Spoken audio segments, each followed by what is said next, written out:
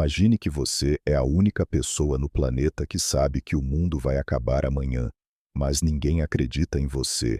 Essa não é apenas uma premissa de filme de ficção científica, é o ponto de partida de uma das histórias mais épicas e impactantes de toda a humanidade. Milhares de anos atrás, a Terra não era o lugar que conhecemos hoje.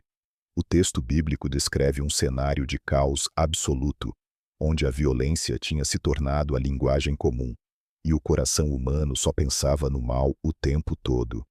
A corrupção era tão profunda que o Criador, ao olhar para a sua obra, sentiu uma dor genuína por ter feito o homem. Mas no meio dessa escuridão densa e sem esperança, existia um único ponto de luz: um homem chamado Noé. Ele não era perfeito, mas era íntegro e andava com Deus em uma geração que já tinha se esquecido do que era a bondade. A partir daqui, aí a história toma um rumo que desafia a lógica humana.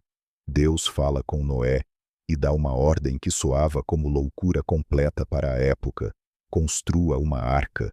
Não era um barquinho de pesca, era uma estrutura colossal de madeira de gofer, com cerca de 135 metros de comprimento, o equivalente a um prédio de quase 50 andares deitado. Noé não era carpinteiro naval, não vivia perto de um oceano e, segundo alguns estudiosos, talvez o mundo nunca tivesse visto uma chuva forte até aquele momento. Imagine a cena: Noé e seus 3 filhos, Sem, Cam e Jafé, começando a derrubar árvores e serrar tábuas gigantescas no meio de um lugar seco. Os vizinhos passavam, olhavam para aquela estrutura subindo dia após dia, ano após ano, e as risadas deviam ecoar por todo o vale. Noé levou 120 anos para terminar a arca. Foram mais de um século pregando e avisando que o julgamento estava chegando, enquanto cada martelada no casco de madeira servia como um aviso sonoro de que o tempo estava acabando. Ele enfrentou o deboche, o isolamento social e o cansaço físico extremo, tudo porque confiava em uma voz que os outros não queriam ouvir. A construção da arca é o maior exemplo de resiliência da história. Ela tinha 3 andares, compartimentos internos e uma única janela no topo. Quando o trabalho finalmente terminou, o mistério aumentou. Animais de todas as espécies começaram a surgir, movidos por um instinto divino, vindo de 2 em 2 e 7 em 7, no caso dos animais puros, entrando naquela fortaleza de madeira. Imagina o barulho, o cheiro e o espetáculo visual de ver a natureza se organizando para a sobrevivência, enquanto a humanidade continuava em sua rotina de excessos e descrença. Quando Noé, sua esposa, seus filhos e suas noras entraram na arca, aconteceu o detalhe mais arrepiante da narrativa. A Bíblia diz que o próprio Deus fechou a porta pelo lado de fora. Não havia mais volta. O tempo da graça tinha acabado, e o tempo da justiça havia chegado. 7 dias depois de a porta ser selada, o céu escureceu de uma forma nunca vista. Não foi apenas uma tempestade comum.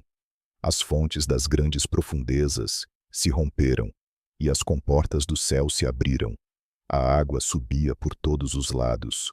O que antes era motivo de piada tornou-se o maior pesadelo daquela geração. Aqueles que riram de Noé agora batiam desesperadamente na madeira da arca, mas era tarde demais. A água subiu tanto que cobriu até as montanhas mais altas, apagando todo o vestígio de civilização, violência e pecado. Por 40 dias e 40 noites, a chuva caiu sem parar, e por 150 dias a terra ficou submersa. Dentro da arca, o silêncio era interrompido apenas pelos sons dos animais e pelo balanço das ondas. Noé e sua família estavam em um casulo de segurança no meio de um cemitério global. Eles eram as únicas 8 sementes de um novo começo.